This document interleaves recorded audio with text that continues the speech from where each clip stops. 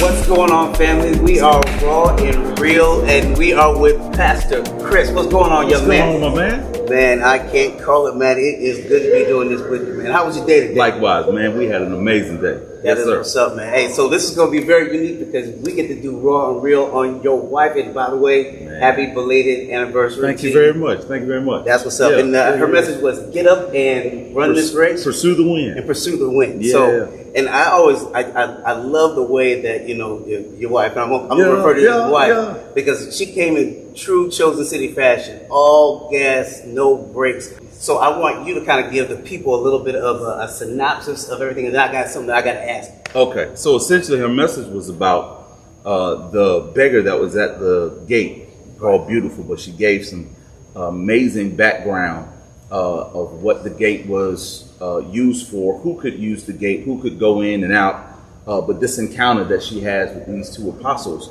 And in this encounter, it wasn't what he was asking for, it wasn't what he was expecting, but it was absolutely what he needed that changed the rest of his life. Right.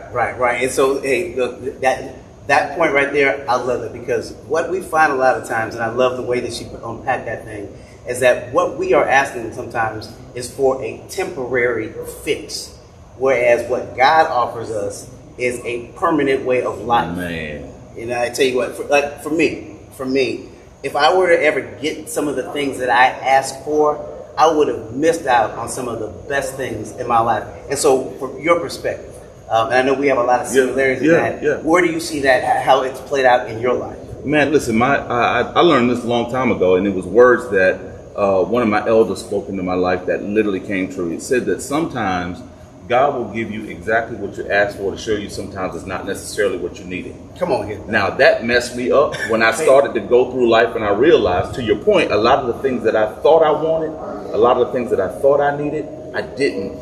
And it was through those moments, it was through the scrapes and the bruises, the cuts and the falls and the headaches and the heartaches, all of those moments that along the way God was showing me exactly what I needed, which was Him. It was the essence of Him. And that was exactly what that beggar got. Exactly. And to kind of pivot on, sometimes when we did get what we asked for, and then we suffered the consequences of it. Indeed. Sometimes we suffered the demoralization of it. And then we thought maybe because of those decisions that we made that we were disqualified.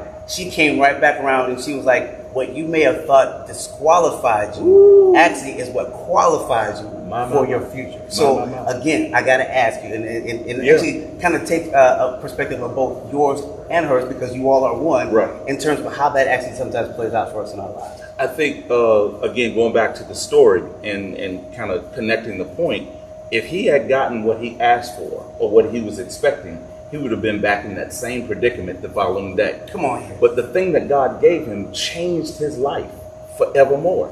So he literally became the testimony. And sometimes when we realize the things that we've gone through that we don't want nobody else to see, the things that we've gone through that we don't want nobody else to find out about, the things that we've gone through that we don't want nobody else to know about, are the things that God is trying to refine in us that become the testimony to draw others to Him. Man, I tell you what, you know how you don't even need me. You can get on your own organ over there, Doc. Well, we normally would like to give Pastor Walt an opportunity to give his email address to people. His email address is wbowers@chosencitychurch.com. Yes. But also, if you do reach out through Instant Messenger, you can also catch up with Pastor Chris. Absolutely. And so, trust me, you want to reach out to him, don't reach out to me. He gives good advice. Tell the people actually a little bit about what they should expect in terms of a couple of things coming up for the month of March for the church. Oh my God, we have a power-packed month ahead of us. We are looking at, Pastor Walt has a few amazing schedules, preaching engagements that we're going to be participating and supporting him in. But as we near the end of March, we are going right into Holy Week. Right. And we couldn't be more excited. We have our whole Holy Week of services and activities, and then we have our spring festival coming up. We're going to blow the roof off the joint, and we are excited, looking for everybody to come out and support. And then, of course, Easter service, we're going to kick it off with our third service. We're going to have three services.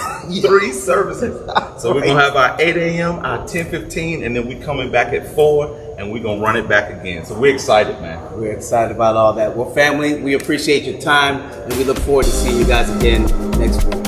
All right, y'all.